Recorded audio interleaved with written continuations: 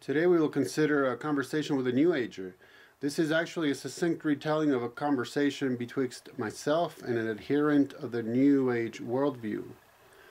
When it comes to evangelization, apologetics, polemics, or into whichever field your ministry takes you, you ought to be confident in standing on the truth of Yahweh's Word, the Bible, and His Holy Spirit. As it has been stated, know what you believe and why you believe it. It is of secondary importance to know something about that which others believe. There are some standard things to keep in mind in this regard, such as not telling others what they believe, but asking them to define their views and terminology. For example, you can ask a Jew, a Muslim, a Mormon, a Buddhist, an atheist, a New Ager, etc., "Do you believe in Jesus?" And they will all say yes. But to the Jew, Jesus could be a prophet whose followers mistakenly deified, or a false prophet. To the Muslim, Jesus is one of many prophets who were all superseded by Muhammad. To the Mormon, Jesus is one of many sons of one of the many Mormon gods. To the Buddhist, Jesus was a bodhisattva or another Buddha. To the atheist, Jesus was just a man who had some nice things to say, if that is, they believe Jesus existed at all. To the New Ager, Jesus was an ascended master. You see, you get the picture. All terms must be defined by both sides of the conversation, lest it is thought that agreement is being reached, while what is being agreed to is mere terminology and not substance. In fact, this New Ager claims that she's a Christian because she believes in Jesus. However, what she means by both Christian and Jesus is not what traditional Christianity is, and likewise with Jesus. A fellow parishioner brought her New Age friend to services one Sunday, and the New Ager wanted to speak to someone. Being the styled resident apologist, she was directed to me. She very quickly stated that the pastor had stated some things in his sermon with which she completely disagreed. I assured her, "Well, I'm sure we all feel that way sometimes. Empathy has a way of disarming." Well, her statement was great news because it meant that she had a standard of truth upon which she was basing her disagreement, and so I would be able to question, what is truth? Let us very succinctly take a step back and consider just what is meant by New Age. In a manner of speaking, New Age is a very, very wide, general and generic term for a belief in a very, very wide range of concepts. For example, a New Ager generally holds that our universe is an illusion. This may come in various forms, from it being an actual illusion, such as the dream that a deity is having, such as in some forms of Hinduism, to basing such a view on the fact that, as this particular New Age stated, matter is mostly empty space. Note that many New Agers appealed to what perhaps may be best termed pseudo-physics for some of their views about energy, vibrations, etc. Yes, matter is mostly empty space, but matter is matter nevertheless. She did affirm an actual existing material realm. What one needs to be on the lookout for is appealing to actually verified empirical science in order to come to metaphysical conclusions. For example, noting that we all vibrate, which is true, but concluding that we can evolve spiritually by heightening our vibration. God may be a higher being, but is likely to be a non-personal cosmic spirit or energy which infuses all things. Spirit guides, ascended master, higher beings, and other terms they use for non-physical beings who are more spiritually evolved than us and who can help us. UFOs are generally appealed to and may be the work of actual aliens from other parts of the universe, maybe higher beings or angels, mistakenly thought of by us as being aliens, etc. Much more could be said, but the point is that one needs to be ready for virtually anything.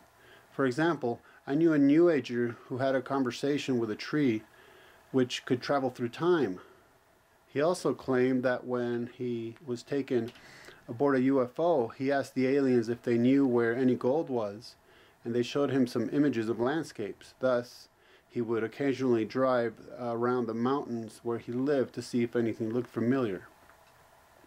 Upon arriving at our meeting, she stated that she did not know why she was here, but that she was supposed to be. Here meaning a meeting with a member of a Christian church.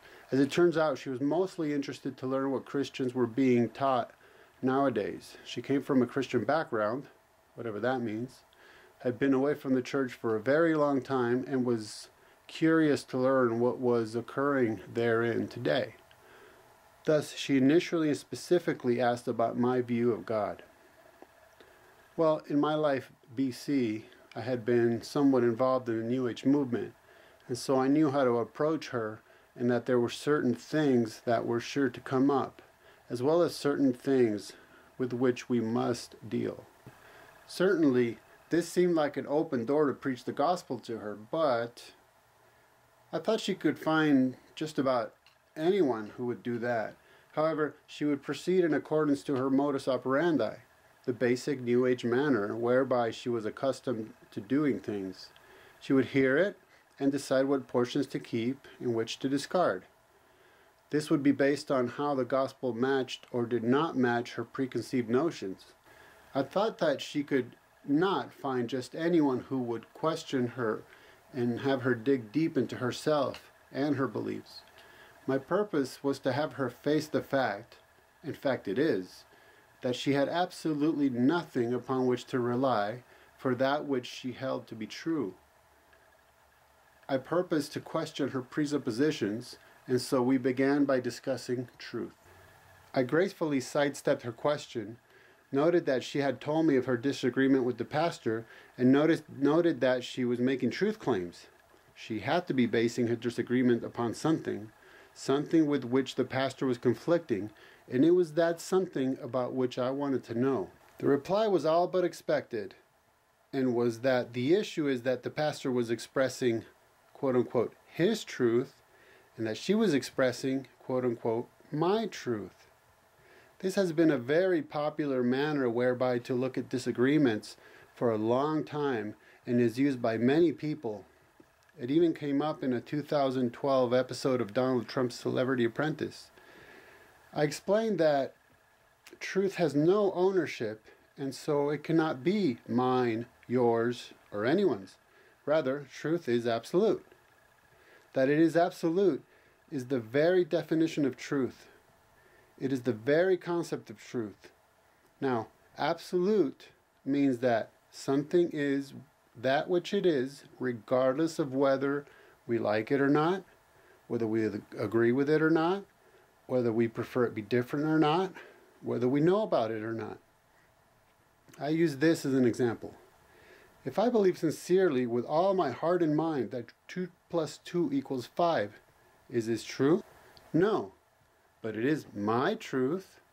No, it is not even my truth due to the fact that it is not true. Since 2 + 2 = 4 is true, then 2 + 2 = 5 is not true. Yes, indeed, 2 + 2 = 5 can be said to be something that is my view, something that I believe, something that I claim, etc. But it is not true, as it does not reflect the truth. Then came another all but expected statement, which was an appeal to the story of the blind man and the elephant. The story proves that all is but perception, and each has their own truth. A group of blind men, or shall we say visually challenged non-gender specific personages, gathered around and felt an elephant. One feels the tail and claims that it is a rope. Another feels the ear and claims that it is a fan. Yet another, feeling the leg, states that it is a tree trunk. On it goes, you get the picture. Each has their own perception, conclusion, idea, and thus their own truth. It is all relative. I reiterated her conclusion so as to ensure that we understood each other. Indeed, that was her point. Then I inserted a Lieutenant Columbo moment. You know the one? There's something about this that's bothering me moment. I noted that yes, indeed, each had their own view, but they were all blind, whilst we have 20/20 vision and can see the elephant.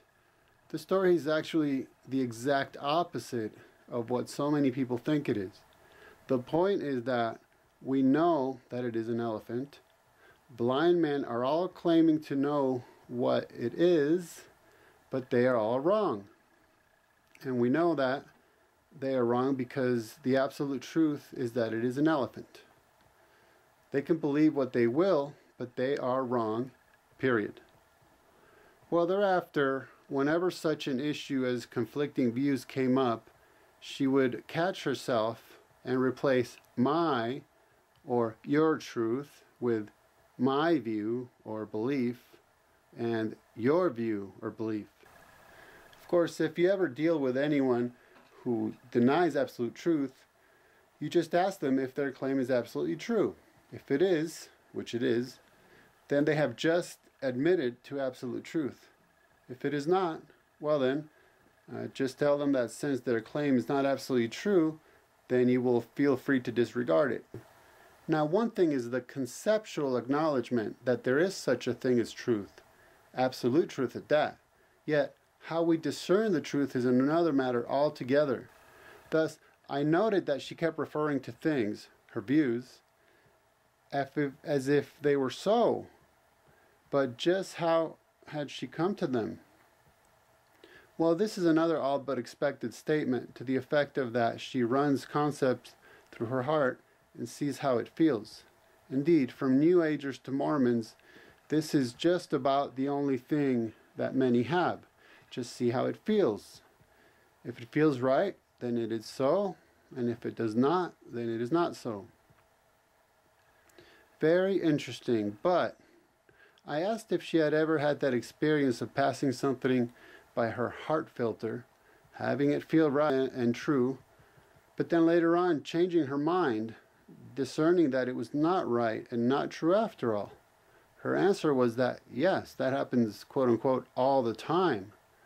Well then, I noted that she had admitted that the manner of ascertaining truth is unreliable. Oddly, she agreed. How could she not? But later on, whenever I would note that she was making a truth claim which she felt in her heart was right and true, and I would remind her that she had admitted that her method was unreliable, she would actually deny it, stating that I had said that and not her. However, when we discussed the particulars of that which she considered to be true, we did agree that it was almost completely tentative. This may have meant that she was coming to terms with and attempting to accommodate the realization of the tentative nature of her views on the spot, but I do not know. This too is a lesson, as attempting to, quite literally, come to grips with a New Ager's views is tantamount to grasping a handful of helium. In fact, you may find that New Agers will both agree and also disagree with everything you say. Note the qualifying term, almost completely tentative. This is because she made reference to a set of core beliefs, such as that there is one God, that we are to be tolerant and accepting each other as we are, etc. However, I noted that she cannot even claim that she has a core, because a core implies a firm foundation, and this is precisely that which she is lacking. Now to the particulars of that which she considers true.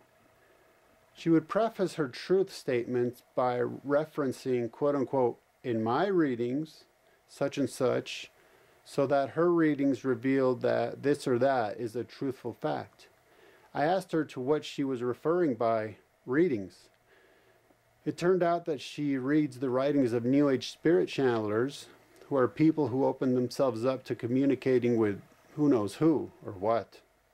These spirits are sometimes ascended masters or more spiritually evolved beings, messengers from another time or universe, aliens, and actually, in short, demons. Once I got her to see that even her most cherished core beliefs were tentative, she took a fallback position and employed a term and concept, which is that all that there is the eternal now. In a way, this makes sense because, after all, we do not inhabit the past nor the future. Rather, there is a future which momentarily becomes the present, the now, and instantly becomes the past. This is simply the nature of the time-space continuum in which we live, linear time. However, it is noteworthy to consider that she's employing this concept as a tool, a styled psychological band-aid.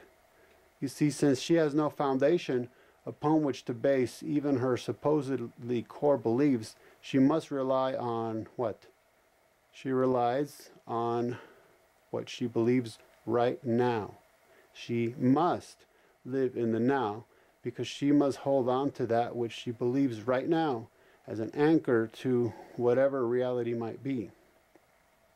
She must hold on to that ever-fleeting now because she knows that she has nothing else. But upon what is the now based? Well, nothing, but she has to have something. I wanted to show her what was clear to me, which is that she has no basis upon which to base any of her beliefs at all. Thus, over and over again, whenever I discerned that she was making a truth claim, an assertion, I would say, "But that's just for right now, right?" And she would agree, at which time I would follow up with, "And it could change tomorrow, right?" And she would agree. I wanted her to face, again and again, the fact that everything she said, thought, and believed was utterly lacking any foundation whatsoever. I took this even further by stating that in fact she may even change her mind about how she determines truth. I said that tomorrow she may decide not to run things through her heart filter, but may decide to run things through her brain and treat it as data, ones and zeros. Yes, she agreed that even her manner of determining truth was tentative. But back to her readings, via which she held as a core belief that there is one God, whatever God may mean to her. How does she justify claiming that there is only one God? She sought to buttress this by claiming that we all believe in one God. Firstly, when two people claim to believe in one God, the one God in which they believe could be a different God. For example, the one God of Christianity has a son, but the one God of Islam could not have a son. But that is another issue. I asked her how, if, say, the majority of the world became Hindus and were therefore polytheists, could she then claim that monotheism is true? Well, it would be her claim against theirs, and we must tolerate and accept each other. Great, but we must continue to question her presuppositions, and so it must be asked, why tolerance? Why acceptance? Why love? What if, I asked, I determined that it was beneficial to me, my clan, tribe, family, city, nation, etc., to violently conquer others? Well, this brought us to the assertion that we all have a path to God. Well, this is also a very popular claim and a very all-encompassing, tolerant view. However, this too must be questioned. You see, when people say such things, they are thinking about that elderly Jewish gentleman davening, praying, at the Western Wall, that smiling Buddhist monk meditating on a mountaintop, a whirling dervish, etc. But something that people who say such things generally do not consider is that which I made her consider. So, we all have a path to God, all of us. But what, I asked, if I decided that my path to God was that I would fly an airplane into a building? She had to affirm that, yes, indeed, that would be my path to God. I took it up a notch and referenced Adolf Hitler's Nazism, and she affirmed yet again that indeed, that was Hitler's path to God. He showed us a way to God. Once you assert we all have a path to God, you have included us all, excluded none of us, and thus must, logically, accept that each and every, all paths are to God, regardless. You see, one of the problems here is that if you believe that we all have a path to God, then how do you condemn anything as being immoral? Although if someone insists, perhaps you could agree and state, indeed, we all have a path to God, some to meet Him as judge and some as Savior. Almost in passing, she noted that the Bible was dismissive of women. Well, how does she condemn this, as the biblical writers and the Jews and Christians are all on a path to God? But I thought to squelch this common misconception, which only takes about 1 minute, I noted that if she wanted to say something to the likes of that the medieval Roman Catholic Church had a problem with women, this was one thing, but the Bible itself? I told her off the top of my head that in the Bible we find that males and females were both created in the image of God. Women had the right to own land, receive inheritance, were prophetesses in both testaments, were judges, were disciples, were deaconesses, were teachers, worked and owned their own businesses, were present at the day of Pentecost. Books of the Bible were named after women, Ruth and Esther. Women were the first to the empty tomb, while the male apostles were hiding in fear. Now, for 90% of the conversation, it was the case that we all have a path to God. However, she then changed her mind when referring to 1987 AD. What, pray tell, occurred in 1987 AD? Some may recognize that year as the year of the great harmonic convergence championed by such notable New Agers as Jose Arguelles. This was supposedly a time of spiritual vibrational enlightenment. At this time, she claimed they determined that 51% of humanity did not want to be destroyed by an earthbound asteroid, but wanted to continue in this plane of existence. She identified the they as beings whom I would refer to as angels. I did not sidetrack us at this time, but it is noteworthy that what I refer to as angels and what she was referring to are completely different things, different beings. In any case, at that time, those who truly are on a path to God were kept on earth, whilst those who are not began being removed along with their influence into another realm of existence. So now I had her affirm that we do not all have a path to God, but some of us do and some do not. She agreed. But, and yes indeed, I am a Socratic gadfly, I then asked her if even those who had been removed would eventually reach God. She agreed. Of course, she could not have anyone forever condemned, but even those so far removed from being on a path to God that they had to be removed would eventually and somehow find their way to God. As an aside, with regards to being a Socratic gadfly, let us take a moment to generally consider the Socratic method, or rather, being a Jew, I prefer the term rabbinic method. Have you ever spoken to someone and it is obvious that they are not listening, but just waiting for you to take a breath so as to cut you off and get their way?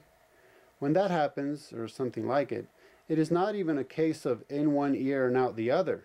It never makes it in. This is why it is preferable to ask probing questions rather than simply making statements. When you ask questions, you cause the person to actually think about issues and thus cause them to actually construct connections in their brain whereby they handle the information. By allowing them to consider issues via answering questions, you are ensuring that, as it were, the seeds of thought have been planted and they cannot as easily go unwatered thereafter. Now, when she referenced the 51%, I wiped my forehead with a whoosh of relief and noted that 51% is awfully close to half. What a relief! I mentioned that to refer to 51% is a very specific data point and asked how she knows that it was 51% and not, for instance, 52%, etc. She stated that she did not know. For that matter, how did she know this even took place, this global survey? Well, her readings. And how did she know her readings are accurate? Well, you know the answer.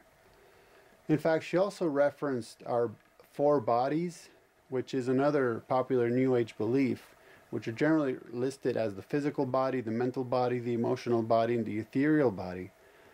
I asked how she knew that. Perhaps we have 12 bodies. She replied that she did not know.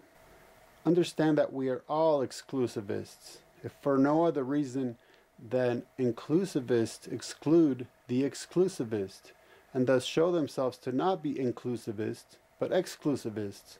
Here's a simple proof. Claim that we are all exclusivists, and if someone disagrees with you, simply note that they just proved your point, as they have just excluded you from those who hold true views. You will note that I could take her in any direction I wanted, get her to agree with me, and then I could reverse our direction and get her to agree with me yet again. I was doing this in order to show her, again and again and again and again, that since she had no base, no foundation, she was being tossed to and fro with any whim of, well, wherever I wanted to go. If I asked her about point A, I was already at point Z in my mind and would simply walk her from B to Y and let her stumble into Z. It was the concept of the lawyer who does not ask a question to which he does not already know the answer. It is like playing chess and getting your opponent to be forced into a position that will draw them into your trap. Yet she is not my opponent and is certainly not the enemy. She's a victim of the enemy. I should note that all this is to be done out of sympathy, empathy, love, respect, calmliness, and not pride or boastfulness. In fact, I would take the time to consider what she said, indicate that I was attempting to understand her, reiterate her position to ensure that I was getting it right, and then ask simple probing questions which left her to have to face her folly all by herself without pushing her in terms of shoving in her face or any such thing. Another issue arose about her readings. She had made the ubiquitous claim that the Bible could not be relied upon because it had been translated and interpreted so very many times. Well, I quickly noted that, for example, for the Old Testament, the oldest manuscript we had prior to 1940 was the Masoretic text, which dated to circa 800 AD. Let us round it to 1,000 years ago. Then, in the 1940s, the Dead Sea Scrolls were found, which took us back to circa 2,000 years ago. Now we could see, by leaps and bounds of millennia, 2,000 years ago compared to 1,000 years ago compared to today, and we could see that, in essence, that which the Bible says is the very same. Well, she noted that this was because there are certain elements of fundamental truth. You see what I mean about New Agers both agreeing and also disagreeing with everything you say? The Bible is corrupt, except when it is not. It is corrupt, but when it is proven to not be corrupt, then it is not corrupt because it contains certain fundamental truths. How do you know? What are they? How do you determine them? Yes, all these are the very same relevant questions we discussed all along. She noted that, as an example of the incorruptible Bible's corruption, or something, that reincarnation had been, pay attention to the qualifying term here, taken out of the Bible. This was great to hear, because if she had said the Bible simply neglected to reference reincarnation, that is one thing, but she claimed that it had been taken out, removed from the Bible. I noted that if that was the case, it was a simple enough case. For the Old Testament, we have major manuscripts that are 2,000 years and 1,000 years old, plus many, many other fragments. For the New Testament, we have some 24,000 manuscripts, about 5,500 in Greek and the rest in other languages.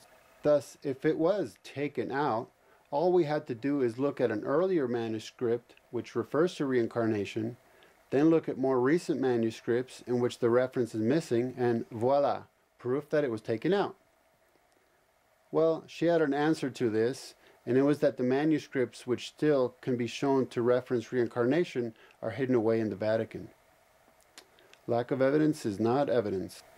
Clearly, someone once claimed that it was taken out of the Bible and had no evidence when asked for it, so they concocted a tale about a Vatican conspiracy. I noted that, thusly, one could claim anything was in the Bible. It was taken out and hidden away in the Vatican.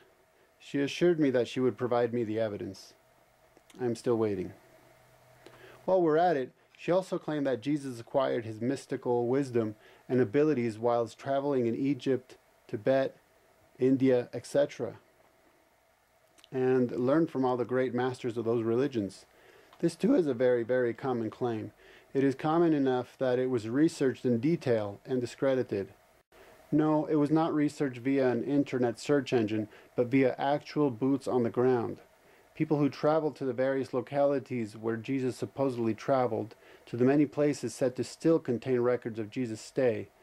And what was turned up was just a lot of very confused monks and otherwise holy men who had no idea what the researchers were talking about.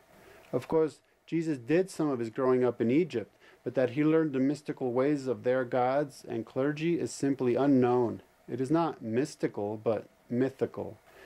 In this regard, she made yet another expected and popular claim, which is that the human man, Jesus, became the Christ when he advanced spiritually enough to tap into the Christ consciousness, which is something we all can do. Of course, the Bible preempts this claim by stating, quote, "For there is born to you this day in the city of David a Savior who is Christ the Lord." Luke 2:11. Thus, Jesus was the Christ, meaning the Messiah, the Anointed One, and was so from birth. Oh, right. This must have been inserted into the text later, and the earlier manuscripts which do not include this statement are, well, you know where.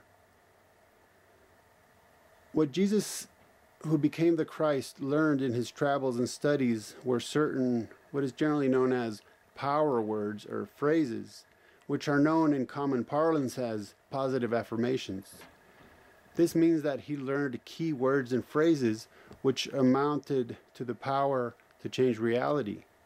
Within Christianity, you may be aware of the word faith movement, the prosperity gospel, name it and claim it, or blab it and grab it. The context is different, but the concept is exactly the same. For example, she stated that you have to be very careful about what you say after having said, "I am."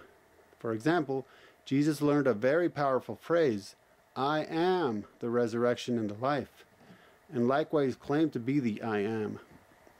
So she stated that every morning she says things to herself, or rather to the universe, or what have you, "I am perfect health, I am perfect vision," and explain that people use these affirmations, which include references to wealth. This is fascinating indeed. So I asked whom, out of all those people she knew who did this, including herself, is perfectly healthy, had 20/20 vision, she's a septuagenarian, is wealthy, etc. The expected answer was, of course, that since such results require such a high level of spiritual development, no, she did not know of any. This is reminiscent of a conversation which I witnessed between a Buddhist and a young lady who was suffering pretty badly. The Buddhist's essential, unempathetic, and dismissive statement to her was that the Buddha taught that if she were to cease from desire, she would cease from suffering. Upon being asked how she could go about doing that, note that she now desired to rid herself of desire, the Buddhist, even more unempathetically and dismissively, stated that he did not know, as such results required, well, you know the rest of it, great concepts on the surface, but results are elusive, to say the least. Now, a few of Jesus' "I am" statements came up as she affirmed that Jesus came to show us the way. This is very significant. Note that she qualified it accurately. She did not claim that Jesus came to show us a way, one of many, but rather the way, one. But she followed up that Jesus did not say, "No one comes to the Father except through me." I pointed out that indeed Jesus had not come to show us a way, but came to show us the way. And what was this way? It was Jesus himself. You see, Jesus said, "I am the way, I am the truth, I am the life." John 14:6a. And since the way is he himself, he could therefore go on to state, "No one comes to the Father except through me." John 14:6b. Let us back up a moment to recall her claim that the Bible was unreliable and corrupt due to the many translations and interpretations. I asked if her readings included reading the writings of channelers who weren't from other countries. Yes, they were, although she claimed that the United States has become a center of such activity. In that case, I asked how she knew that what she read was reliable, not corrupt. After all, the channeler interprets the Spirit's message, writes it down, it is translated into English, she reads it, and further interprets it, etc. She had to affirm that even in her readings she did not know if what she was reading was reliable and incorrupt, but judged it via her heart filter.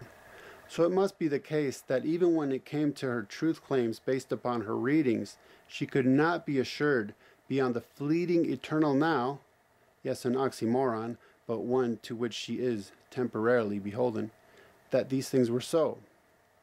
Agreed. Just for right now and tentative. Now, let us get personal, as it turns out, sadly, and not surprisingly, that she came from a background of very severe and strict Christian parents, Sunday school teachers, etc. Thus, she peppered some comments with disparaging remarks about religion. I assured her that when it came to religion, we agreed completely. When what is meant by religion is a man-made, hierarchical, authoritative system, then indeed religion is the greatest corruption ever conceived by humanity, and one of the greatest obstacles between humans and Yahweh. I summarized how the Bible is the most anti-religion set of books, ever published, and that the New Testament concludes, quote, "Pure religion and undefiled before God and the Father is this, to visit the fatherless and widows in their affliction, and to keep himself unspotted from the world." James 1:27. I noted that in the Old Testament, Yahweh ends up condemning religion. Mind you, this was the very religion with priesthood and laws and sacrifices which Yahweh himself had established. She interrupted here in order to state that she did not believe it. Well, how do you know? Actually, that question had to wait, because the point was to get her to see, well, the point. I spoke about the phenomena of being institutionalized, whereby, for example, a person who gets out of prison after decades find that they cannot function. This is because they have become institutionalized, as for decades they have been told what to do and when to do it, 24/7. Think about the Hebrews as slaves in Egypt for 4 centuries. Imagine that you are a slave, your parents were slaves, their parents were slaves, etc. Now imagine sudden freedom. The Hebrews were institutionalized and actually longed for that which was familiar. Idols, familiar foods, etc. Yahweh had to build up a people from the ground up by providing commandments, laws, authorities, rituals, etc., which were meant to teach something individually and nationally. By observing holidays, sacrifices, kosher laws, etc., they were supposed to become a people, worshippers of Yahweh. Yet there came a time when the priests were corrupt and made people loathe temple services. There came a time when people offered sacrifices to Yahweh, which they would not even have seen fit to offer to their governors. There came a time when these life lessons, which were meant to provide true spiritual growth, became nothing but empty religion, and people were just robotically jumping through ritualistic hoops. This is when Yahweh said no more, and condemned the man-made manner whereby they were going about doing religion. Point being, do not feel as if you have to defend the undefensible. Once I understood what she meant by religion, I was more than glad to agree, actually take its condemnation further, and get to the point that what Jesus offers is not religion, but relation.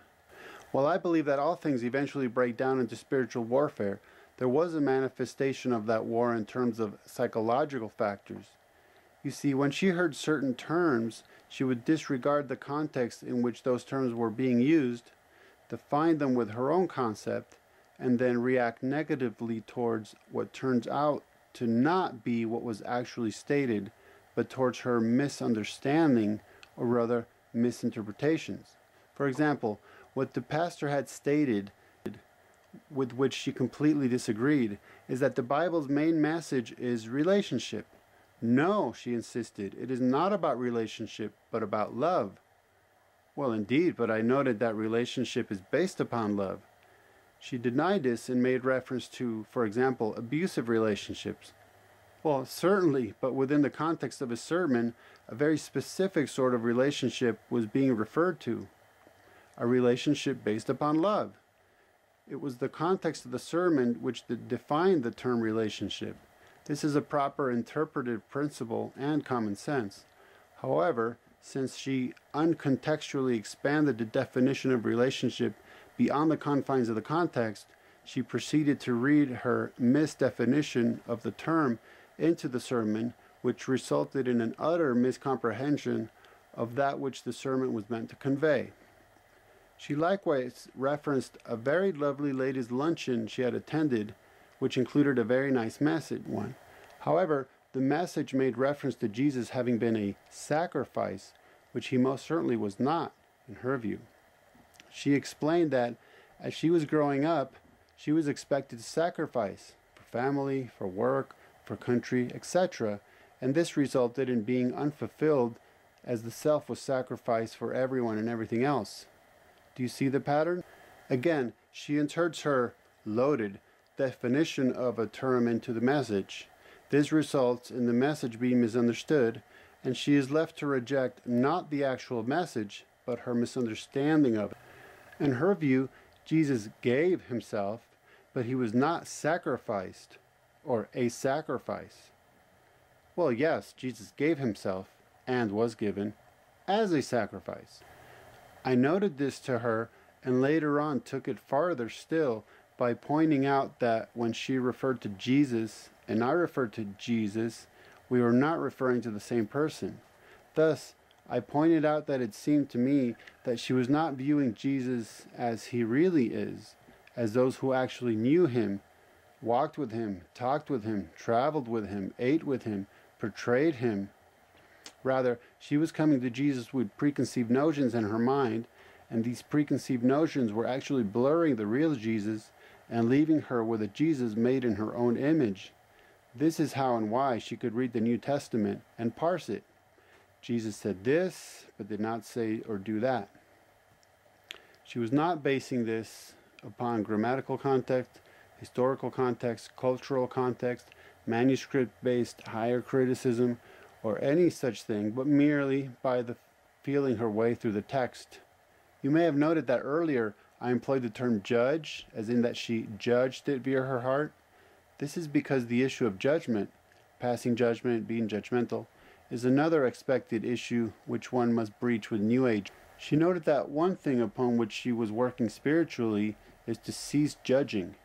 I replied that we all pass judgments all day long, when deciding what is true and false, when considering ours and other people's behaviors, when deciding what to eat, what to wear, etc. Indeed, but she meant more judging with regards to other people, because we must accept people as they are. I pointed out that Jesus taught, quote, "Judge not, that you be not judged. For with what judgment you judge, you will be judged. And with the measure you use, it will be measured back to you." Close quote, Matthew 7, 1-2. Thus you will be judged in a manner which you yourself judge. This brings us to another of Jesus' statements on the matter, which is, quote, "Do not judge according to appearances, but judge with righteous judgment." Close quote, John 7:24. The problem is not judgment, but rather how we judge. In fact, if someone condemns judgmentalism, they are judging judgment to be condemnable and also condemning judgmentalism. And two judgments do not make for a condemnation of judgment. She mentioned that in her youth she was judged, and judged severely. One simply must be sympathetic with this, as she is obviously still affected by it over half a century later. However, I just had to ask, or rather point out, that according to her very own standards, She had to first affirm that those people who had severely judged her were on a path to God, and secondly, that she had to accept them as they were. Indeed, she had to agree. Yet, I wanted to dig a little deeper into this, as she had mentioned her concern for that which children were being taught, both by Christians and society. She implied that Christians were likely still teaching children that they were sinners, while society did not offer them any self-esteem, but encouraged them to feel bad about themselves if, as an example she gave, their belly stuck out a little bit. As an aside, Christianity's theology contains a tension, as it were, between affirming that we are all created in God's image and that we are condemned sinners, but that Jesus came to save us from our sins. As far as society, she seems to have gotten it backwards. Yes, there are some very troubling issues pertaining to, for example, body image. However, even children who are morbidly obese at a time when their metabolisms are supposed to be able to melt steel are being told that they are beautiful, should not feel bad about themselves, and maybe there's a health concern or something. Our society is swimming, nay, drowning in self-esteem. Feel good about yourself and tell yourself that you're a good person regardless of the evidence to the contrary. In fact, our problem is not lack of self-esteem, but lack of God-esteem. Quote, "He is despised and rejected by men, a man of sorrows and acquainted with grief. And we hid, as it were, our faces from him. He was despised, and we esteemed him not." Isaiah 53:3. In any regard, all this to say that I also wanted her to see that this whole thing about accepting others as they were is faulty. At this point, it may be useful to know that someone once stated that God loves us just the way we are, but that He loves us way too much to let us stay that way. Thus, I noted that with regards to her concern for children in relation to accepting others as they are, on their own path to God, etc., it goes beyond simple acceptance. This, again, is generally thought of in purely positive terms, such as that all nice people can be accepted as they are. It is, of course, more difficult to accept the non-nice as they are, to love the unlovable. I made her think about this. It is not just a case of you do your thing and I'll do mine, and we just accept each other as we are, because some of us are teaching children that with which others of us disagree. As the night closed and we exchanged parting pleasantries, she told me that I had solidified some things for her. God is in control, and we all have a path to God. So in the end, did I simply succeed in driving her even deeper into the New Age? Well, perhaps. One thing with which a Christian must be comfortable is that it is not our job to convert anyone. Jesus told us to make disciples and not converts. A disciple is a person who wants to learn. Our job is to plant or water a seed, and it is the Holy Spirit's job to convert. But what did she mean by concluding that God is in control and we all have a path to God? I most certainly do not know. However, this is the sense I got. Have you ever heard the term, let go and let God? It is a way of, metaphorically, throwing one's hands up and saying, well, there's nothing more I can do. I am done, tapped out, finished. God will take care of it, etc. It is a, perhaps righteous, resignation and admission of having reached the end of our abilities rope. I believe that she had to come to terms, again and again and again, with the fact that she had nothing. All of her beliefs had been shown to be nothing but tentative feelings. She even had to confront that the manner whereby she comes to her beliefs is nothing but a tentative feeling. She was done, finished, emptied, weighed and found wanting.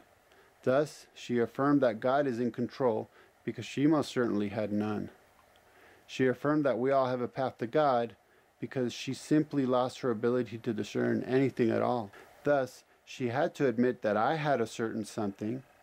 She wanted to hold on to her certain something, and since these certain somethings conflicted, we both must somehow be able to have our certain somethings and need them too.